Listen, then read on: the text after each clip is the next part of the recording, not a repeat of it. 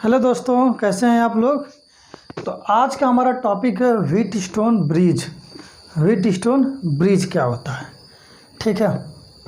जैसे यहाँ पर एक फिगर में आपको दिख रहा है कि हमने कोई 4 रेजिस्टेंस लिया है पी क्यू आर एस और इसको बैटरी से कनेक्ट कर दिया है, जिसका वोल्टेज वी है और इसमें करंट आई फ्लो हो रही है।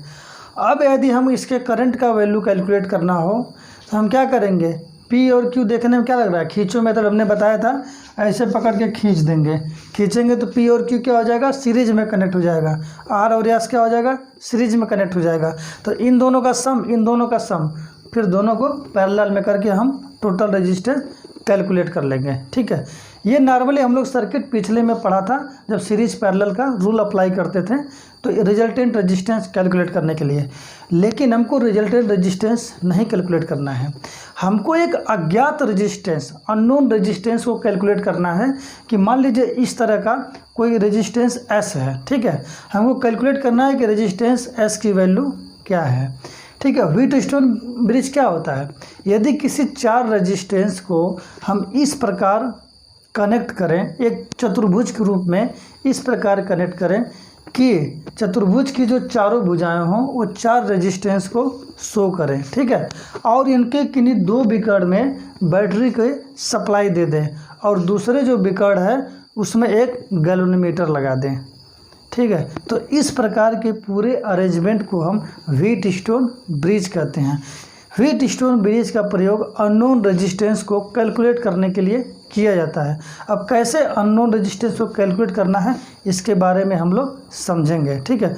व्हीटस्टोन तभी बनेगा जब 4 रेजिस्टेंस लेंगे और वह किसी चतुर्भुज के, डायमंड के आकार से किसी चतुर्भुज के चारों भुजाएं जो होती हैं वो रेजिस्टेंस का काम करेंगी। जैसे 4 भुजा, 1 भुजा 2 3 4, ये रेजिस्टेंस कनेक्टेड हो चारों भुजाओं में, और उनका जो एक विकर्ण हो उसमें हम बैटरी की सप्लाई दे दें और दूसरे विकर्ण में एक गैल्वेनोमीटर लगा दें और एक स्विच लगा दें, चाबी की बोलते हैं इसको। अगर इसको की लगाएंगे तो ये कनेक्ट कर सकते हैं और हटा सकते हैं, ठीक है। इसे सप्लाई काटने के लिए और रोकने के लिए है, ठीक है। तो इस प्रकार के टोटल अरेंजमेंट को व्हीटस्टोन ब्रिज कहते हैं। अब हम इसका उपयोग कैसे करते हैं, ये नॉर्मली जो है सर्किट आपको लग रहा है ये व्हीटस्टोन ब्रिज नहीं है, क्योंकि हमने चतुर्भुज की 4 भुजाएं तो ले लिया है, 4 रेजिस्टेंस भी ले लिया है और इसमें किसी एक विकर्ण में हमने इसका पावर सप्लाई भी दे दिया है, लेकिन दूसरे में हमने गैल्वेनोमीटर नहीं जोड़ा है। इसलिए एक सिंपल सर्किट है, ये कोई व्हीटस्टोन ब्रिज नहीं है और ये एक व्हीटस्टोन ब्रिज है। अब हम क्या करते हैं कि किसी भी अननोन रेजिस्टेंस को कैलकुलेट करना है तो उनका जो कनेक्शन है वो इस प्रकार समायोजित करते हैं कि उसका इस भुजा में एक रेजिस्टेंस, दूसरे भुजा में एक रेजिस्टेंस, और ये फिक्स्ड वैल्यू का रेजिस्टेंस रखते हैं। मतलब P और Q का जो रेजिस्टेंस की जो वैल्यू है ये हमें पता है कि हम यहाँ 100 ओम का रेजिस्टेंस लगा दिए, यहाँ हम 1000 ओम का रेजिस्टेंस लगा दिए, हमको पता रहता है, वो हमने यहाँ पर कनेक्ट कर दिया इन 2 भुजा में। और तीसरा जो रेजिस्टेंस हम कनेक्ट करते हैं ये एक वेरिएबल रेजिस्टेंस होता है। ये कैसा रेजिस्टेंस होता है कि हम मन करे घटा बढ़ा सकते हैं, चाहे तो हम 100 ओम रखें, चाहे 200 ओम रखें, चाहे 500 ओम रखें, चाहे 2000 ओम रखें, ये अपने हिसाब से कम बेसी हम कर सकते हैं, ठीक है। तो ये वेरिएबल रेजिस्टेंस होता है। और तीसरा जो चौथा जो रेजिस्टेंस होगा इसी की वैल्यू हमको कैलकुलेट करना रहता है। मतलब किसी एक रेजिस्टेंस को, मान लीजिए कोई एक रेजिस्टेंस रखा है, ऐसा रेजिस्टेंस है, ठीक है। ये रेजिस्टेंस मान लीजिए ऐसा है। अब ये रेजिस्टेंस है, अब इसकी वैल्यू हमको पता नहीं, इसमें कोई कलर कोडिंग नहीं दिया होगा। हमने पिछली वीडियो में कई बार बताया था उसमें कि रेजिस्टेंस को पता करने के लिए कलर कोडिंग कर दिया जाता है, ठीक है। जिसमें Bibi Rao, great Britain, very good wife का एक तरीका था जिसको हम कैलकुलेट कर सकते हैं। लेकिन ये रेजिस्टेंस यहाँ रखा है और हमको पता नहीं है कि ये कितने ओम का है, ठीक है। तो हम कैसे पता करेंगे, या तो मल्टीमीटर से नापेंगे या फिर प्रैक्टिकली उसको देख लिया जाए कितने ओम का रेजिस्टेंस है। तो प्रैक्टिकली देखने के लिए हमको बहुत सारा अरेंजमेंट करना पड़ता है। तो ये व्हीटस्टोन ब्रिज बनाने के लिए हमको 2 नॉन रेजिस्टेंस चाहिए जिसकी वैल्यू हमको पता है। उस दोनों नॉन रेजिस्टेंस का नाम हमने P और Q रख दिया। मान लीजिए P जो है 100 रख दिया और Q जो है 1000 रख दिया, ये हमको पता है इसकी वैल्यू। और एक रेजिस्टेंस ऐसा रखेंगे जो वेरिएबल रेजिस्टेंस होगा, हम जब चाहे तब जितना चाहे कम बेसी हम एडजस्ट कर सकते हैं, ठीक है। इसको वेरिएबल रेजिस्टेंस बोलेंगे। और एक हमको बैटरी सप्लाई चाहिए, ठीक है, बैटरी की सप्लाई चाहिए, और इसमें कुछ तार कनेक्ट करेंगे, ठीक है। और इसके दूसरे बिकड़ में एक गैल्वेनोमीटर लगाना पड़ेगा। गैल्वेनोमीटर का क्या काम होता है, अमीटर और गैल्वेनोमीटर में क्या बेसिक डिफरेंस होता है ये समझ लेते हैं। अमीटर जो होता है किसी सर्किट में फ्लो होने वाले इलेक्ट्रिक करंट को बताता है कि कितने एम्पियर की करंट इसमें फ्लो हो रही है, लेकिन गैल्वेनोमीटर इलेक्ट्रिक करंट कितना फ्लो हो रहा है ये नहीं बता रहा है, ये सिर्फ ये बताता है कि इस सर्किट में करंट फ्लो हो रही है, बस ये सिर्फ करंट फ्लो होने की जानकारी देता है कि इसमें करंट फ्लो हो रही है। इसका इस प्रकार का सर्किट होता है, ठीक है। यहाँ 0 पॉइंट रहता है, ऐसे सुई लगी होती है, ठीक है। यहाँ पर मान लीजिए अगर ये सर्किट इधर आया तो करंट इधर फ्लो हो रही है, अगर ये इधर सुई आया तो इधर फ्लो हो रही है। अगर ये 0 पे सेट है, ठीक है, 0 पे सेट है अगर ये, तो मतलब किधर भी करंट नहीं फ्लो हो रही है, इसी को गैल्वेनोमीटर कहते हैं। तो मतलब ये सुई अगर 0 पे है तो मतलब इसके अंदर करंट फ्लो नहीं हो रही है, और जैसे ये इधर घूमा या इधर किधर भी घूमा तो मतलब इसके अंदर करंट फ्लो होने लगे। अगर इधर क्लॉकवाइज घूमेगा तो उसका डायरेक्शन ऊपर से नीचे हो जाएगा, और एंटी क्लॉकवाइज होगा तो नीचे से ऊपर हुआ, वो डिपेंड करेगा किधर से सप्लाई जा रही है, ठीक है, वो डायरेक्शन को बताएगा लेफ्ट और राइट। लेकिन 0 पर रहेगा तो मतलब करंट फ्लो नहीं होगा। तो अमीटर और गैल्वेनोमीटर में बेसिक डिफरेंस यही होता है कि अमीटर किसी सर्किट में फ्लो होने वाले इलेक्ट्रिक करंट का मेजरमेंट करता है कि कितने एम्पियर का करंट फ्लो हो रहा है, और गैल्वेनोमीटर सिर्फ यही बताता है कि सर्किट में करंट है कि नहीं है। तो इसलिए हमको अमीटर लगाने की ज़रूरत नहीं है, हमको सिर्फ यही पता करना है कि इसके अंदर करंट फ्लो हो रही है कि नहीं हो रही है। ये सारा अरेंजमेंट हमने ले लिया एक व्हीटस्टोन ब्रिज को बनाने के लिए। अब हमको इस रेजिस्टेंस जो यस है इसकी वैल्यू कैलकुलेट करना है। इसकी वैल्यू कैलकुलेट करने के लिए हमने इस प्रकार का लैब में कनेक्शन कर दिया, ठीक है। और अगर इस सर्किट को लिया जाए तो वोल्टेज जैसे ही हमने भी दिया इसके अंदर आई एम्पियर की करंट फ्लो होने लगती है, और यहाँ पर जो 2 भाग में डिस्ट्रीब्यूट हो जाती है क्योंकि पैरेलल में कनेक्टेड है। और एक करंट I1 जाती है, एक I2 जाती है। I1 यहाँ जाएगा, P से भी I1 होकर जाएगा, Q से भी I1 होकर जाएगा, मतलब यहाँ से आराम से I1 एम्पियर निकल जाएगा। I2 R से जाएगा और S से यहाँ से I2 चला जाएगा, दोनों मिलकर यहाँ पर I हो जाएगा। ये नॉर्मल सर्किट हो जाएगा। लेकिन जब इसी सर्किट के एक बिकड़ में हम गैल्वेनोमीटर या कोई सर्किट जोड़ देते हैं इन दोनों को, तब क्या होगा, तब ये जो करंट I1 फ्लो हो रहा है ये कुछ इधर भी आ सकती है, या फिर I2 फ्लो हो रही है ये इधर जा सकती है। वो डिपेंड करेगा कि इन दोनों पॉइंट का, इन दोनों टर्मिनल का पोटेंशियल डिफरेंस कितना है, ठीक है। टर्मिनल पोटेंशियल के बारे में बताए थे कि अगर इसका पोटेंशियल हायर पे होगा, इसका लोअर पे होगा, तो करंट ऊपर से नीचे आएगी, और ये नीचे का अगर पोटेंशियल हायर होगा, ऊपर का लोअर होगा, तो करंट नीचे से ऊपर जाएगी। क्योंकि हमने बताया था कि इलेक्ट्रिक करंट हमेशा हायर पोटेंशियल से लोअर पोटेंशियल की तरफ फ्लो करती है। तो यहाँ पर अगर I2 से जाएगा करंट तो कुछ इधर आ सकते हैं, I2 से जाएगा इधर I1 I2, तो क्या होगा कि जितना एम्पियर अगर I1 इधर से जा रहा था, अगर कुछ एम्पियर इधर आ गया तो इसमें फ्लो होने वाला जो करंट है वो I1 है कुछ कम हो जाएगा। अगर 5 एम्पियर यहाँ से जा रहा है, मान लीजिए 2 एम्पियर इधर आ गया तो 3 ही एम्पियर जाएगा। लेकिन यहाँ पर जब कनेक्ट हम नहीं किए थे तो जो यहाँ पर जा रहा था वही यहाँ पर भी रिटर्न आ जा रहा था। तो इसको एस की वैल्यू को कैलकुलेट करने के लिए हम ऐसा अरेंजमेंट करें कि इस सर्किट में करंट फ्लो हो ही ना, ठीक है, करंट फ्लो न हो। तो इसके लिए हम क्या करते हैं, एक यहाँ पर चाबी लगा दिए हैं और गैल्वेनोमीटर का कनेक्शन कर दिए। जैसे ही चाबी ये बंद करते हैं, ये यहाँ पर टच करते हैं, ठीक है, तो इसके अंदर करंट फ्लो होने लगता है, अर्थात ये जो हमने बनाया था तीर इधर उधर भागने लगता है। तो इसको एडजस्ट करने के लिए इसको 0 पॉइंट पे सेट करना पड़ता है। इसको हम लोग बैलेंस कहते हैं, बैलेंस, ब्रिज बैलेंस कंडीशन में है। जब बैलेंस कंडीशन में कोई ब्रिज होता है तो उसका एक रिलेशन हो जाता है इनके रेजिस्टेंस के। क्या होता है अभी हम समझ लेंगे। तो जब ये सुई इधर उधर जब भागने लगता है तो हमको इस सुई को ठीक 0 पे सेट करना रहता है। 0 पे सेट करने के लिए हम क्या करते हैं, जो P का रेजिस्टेंस और Q रेजिस्टेंस है ये दोनों तो हम फिक्स लिया है, इसमें हमको कोई चेंजिंग नहीं कर सकते हैं। और S जो रेजिस्टेंस है इसको हमको कैलकुलेट करना है। हमारे पास सिर्फ एक तरीका है कि जो R वाला रेजिस्टेंस है ये हमने वेरिएबल रेजिस्टेंस लिया है, इसको घटा बढ़ा सकते हैं। तो इस रेजिस्टेंस को हम कम बेसी करते रहते हैं, कभी 50 ओम करेंगे, 100 ओम करेंगे, 200 ओम करेंगे, 30 ओम, इसका रेजिस्टेंस बढ़ाते जाएंगे। और एक ऐसा रेजिस्टेंस एक बार आएगा इस पर जिस पे इस गैल्वेनोमीटर में जो करंट फ्लो हो रही थी वो 0 हो जाएगी।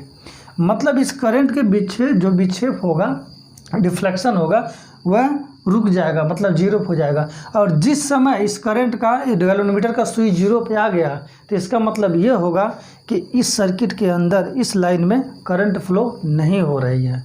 इसी कंडीशन को बैलेंस कंडीशन कहते हैं।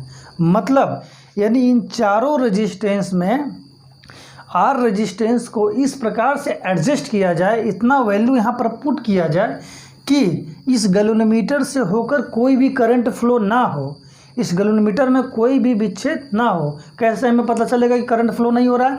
जब इसका जो सुई है वो ठीक जीरो पे सेट हो जाएगा, ना लेफ्ट जाएगा ना राइट जाएगा, तो हमको पता चल जाएगा कि इसके अंदर करंट फ्लो नहीं हो रहा है। तो इसी कंडीशन को हम बैलेंस्ड कंडीशन कहते हैं। अब पूरा चीज़ समझ लेते हैं। यदि किसी चार रेजिस्टेंस को किसी चतुर्भुज के भुजाओं के रूप में इस प्रकार कनेक्ट किया जाए कि इनके किसी दो विकर्ण में बैटरी कनेक्ट हो और दूसरे विकर्ण में एक गैल्वेनोमीटर कनेक्ट हो, और इन रेजिस्टेंस को इस प्रकार से इनकी वैल्यू एडजस्ट किया जाए कि इस गैल्वेनोमीटर से होकर फ्लो होने वाली करंट जीरो हो, कोई करंट न फ्लो हो, तो इस प्रकार के अरेंजमेंट को व्हीटस्टोन ब्रिज कहते हैं, बैलेंस्ड कहते हैं, बैलेंस्ड सर्किट। और जब ये ब्रिज या ये सर्किट या ये अरेंजमेंट बैलेंस हो जाता है तो क्या होता है ये समझते हैं। तो ये जो करंट I1 फ्लो हो रहा है, ये करंट इधर पहले आ जाता तो अब इसके अंदर न जा कर के ये उधर ही चला जाएगा, ठीक है। और ये I2 जो है इधर जाता तब ये इधर ही चला जाएगा, इधर करंट जाएगा ही नहीं। तो हमने ये देखा कि इस P के क्रॉस जो वोल्टेज ड्रॉप होगा और R के क्रॉस जो वोल्टेज ड्रॉप होगा ये दोनों सेम होगा।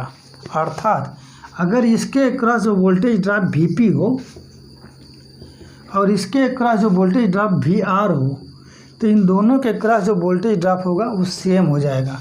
तो Vp का वैल्यू निकालना है तो क्या हो जाएगा, I1 इंटू P। देखिए ओम का नियम V इक्वल टू IR पढ़ते हैं, ठीक है। हम R रेजिस्टेंस के जगह पर PQRS अलग अलग ले लिए हैं, तो यहाँ पर Vp वोल्टेज इसके क्रॉस लेना है तो I1 इंटू P, VR क्या हो जाएगा, I2 इंटू R हो जाएगा, ठीक है। या इसको क्या ले सकते हैं, इसको लिख सकते हैं I1 upon I2 equal to R upon P। ये इसका रिलेशन हो जाएगा, इक्वेशन नंबर 1। और ये भी हम देखते हैं कि इस Q के क्रॉस जो वोल्टेज ड्रॉप होता है और S के क्रॉस जो वोल्टेज ड्रॉप होता है इनकी वैल्यू भी सेम होती है। अर्थात VQ इक्वल टू VS हो जाता है, ठीक है। तो VQ की वैल्यू यही I1 करंट इसमें फ्लो होगा, I1 इसमें भी हो रहा है और I2 इसमें भी हो रहा है, क्योंकि इसमें करंट नहीं जा रहा है। अगर इसमें करंट जाता तो ये I2 नहीं होता, कुछ कम हो जाता, ठीक है। तो VQ बराबर VS। अब VQ वैल्यू ये I1 करंट फ्लो हो रहा है और रेजिस्टेंस कितना है Q, तो I1 इंटू Q, और VS कितना हो जाएगा I2 into S, I2 into S। अब यहाँ पर क्या रिलेशन निकलेगा, I1 upon I2 is equal to S upon Q। ये इक्वेशन नंबर हो गया 2। अब इक्वेशन 1 और इक्वेशन 2 को देखने से क्या लग रहा है, by comparing the equation number 1 and 2, when its left hand side is equal then it will be automatically right hand side equal। अगर बायां पक्ष इसका बराबर है तो दायां पक्ष ऑटोमेटिक बराबर हो जाएगा, ये मैथमेटिक्स का नियम है। तो अगर इससे कंपेयरिंग किया जाए तो I1 अपान I2 की वैल्यू R अपान P है, I1 अपान I2 की वैल्यू S अपान Q है, तो R अपान P और S अपान Q की वैल्यू भी इक्वल में आ जाएगी। अर्थात ठीक है, बाई इक्वेशन 1 एंड 2 क्या रिलेशन निकलेगा, R upon P is equal to S upon Q। इसी को व्हीटस्टोन ब्रिज कहते हैं, ठीक है। और यही इसका रिलेशन निकलता है। हमको S की वैल्यू कैलकुलेट करना था, तो S इज इक्वल टू क्या हो जाएगा, R इंटू Q अपान P। यही S की वैल्यू हो जाएगा इस रेजिस्टेंस की वैल्यू कैलकुलेट करने के लिए। तो व्हीटस्टोन का जो प्रयोग करते हैं नियम, ये किसी अनजान किसी अननोन रेजिस्टेंस को कैलकुलेट करने के लिए किया जाता है। देखिए हमको P और Q का वैल्यू हमको पता था, फिक्स कर दिया था, और R रेजिस्टेंस को हम लोग घटा बढ़ा रहे थे। क्यों घटा बढ़ा रहे थे, क्योंकि गैल्वेनोमीटर में करंट हमको नहीं फ्लो होने देना था। गैल्वेनोमीटर में करंट जो होगा जीरो करने के लिए हम इसको एडजस्ट कर रहे थे। तो लास्ट में जिस पॉइंट पे ये जीरो हो जाता है उतना हमको पता चल जाएगा कि कितना वैल्यू है, तो आर की वैल्यू लिख देंगे। तो आर क्यू और पी की वैल्यू अगर हमको पता होगा तो ऑटोमेटिकली हम इस अननोन रेजिस्टेंस की वैल्यू फार्मूले में रख कर कैलकुलेट कर लेंगे। तो ये होता है व्हीटस्टोन ब्रिज, ऐसे कैलकुलेट किया जाता है। ठीक है, तो ये हो जाएगा। इसको एक प्रकार से और लिख सकते हैं। ठीक है, R Q is equal to P S. ठीक है, R Q is equal to P S. इसका मतलब आर क्यू मतलब क्या होगा, आर और क्यू, पी मतलब पी इंटू एस। इसको याद करने के लिए आसान तरीका है कि आमने सामने की भुजाओं का जो रेजिस्टेंस है उनका गुणनफल और इन दोनों का आमने सामने का भुजा रेजिस्टेंस का गुणनफल बराबर होते हैं। ठीक है, आर और क्यू का गुणनफल और पी और एस का गुणनफल बराबर होगा। और इसको 75 कर देंगे तो इसको चाहे पी बटे R is equal to Q बटे एस लिखिए, चाहे आर बटे P is equal to S बटे क्यू लिखिए, या इस रूप में लिखिए। ये इसका नियम होता है। ठीक है, उम्मीद करते हैं कि आपको डिटेल्स समझ में आ गया होगा। ठीक है, अब नेक्स्ट वीडियो में हम लोग पढ़ेंगे किरचॉफ्स लॉ, वेरी इंपॉर्टेंट नियम, किरचॉफ्स केवीएल और केसीएल लॉ, करंट लॉ और वोल्टेज लॉ। ठीक है, तो मिलते हैं नेक्स्ट वीडियो में, तब तक के लिए बाय बाय।